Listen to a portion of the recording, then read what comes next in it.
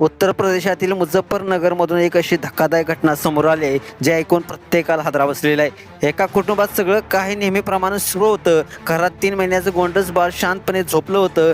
आई घरकाम करत होती, तर कुटुंबातील इतर लोक आपापल्या कामात व्यस्त होते. अचानक कुठून तरी एक माकड घरात शिरलं आणि कुणाला काही समजण्याआधी त्या माकडाने थेट बाळाला उचलून घेतलं. काही क्षणात घरात आरडाओरडा सुरू झाला. आईने किंचाळत मदतीसाठी हाक मारली. वडील आणि शेजारी तात्काळ धावत आले, पण जेव्हा लोकांनी बाळाला सोडवण्याचा प्रयत्न केला तेव्हा मात्र माकड प्रचंड आक्रमक झालं. जो कोणी जवळ जायचा प्रयत्न करत होतं त्याच्यावर ते झडप घालत होतं. काही लोक जखमी देखील झाले. वातावरण भीती, गोंधळ आणि तणाव पसरला गेला होता. पोलिसांनाही बोलावण्यात आलं, पण प्रश्न एका निष्पाप बाळाचा असल्यानं कुणीही धोका पत्करू शकत नव्हतं.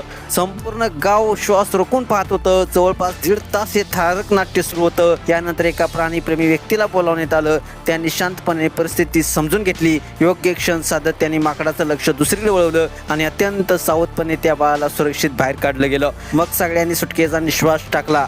पण खरी गोष्ट तेव्हाच समोर आली. हे माकड नर नव्हतं, ती एक मादी माकड होतं. स्थानिकांच्या मते काही दिवसापूर्वी तिचं स्वतःचं पिल्लू गेलं होतं, म्हणूनच तिने त्या बाळाला इजा केली नाही. उलट स्वतःचं लेकरू समजून जवळ ठेवलं होतं. ही घटना आपल्याला शिकवते मित्रांनो, ममता फक्त माणसात नसते, ती प्रत्येक जीवामध्ये असते. जर तुम्हालाही हा व्हिडिओ भावला असेल तर नक्की शेअर करा आणि अशाच व्हिडिओसाठी SS व्हायरल या यूट्यूब चॅनेलला सबस्क्राईब करा आणि अपडेट राहा.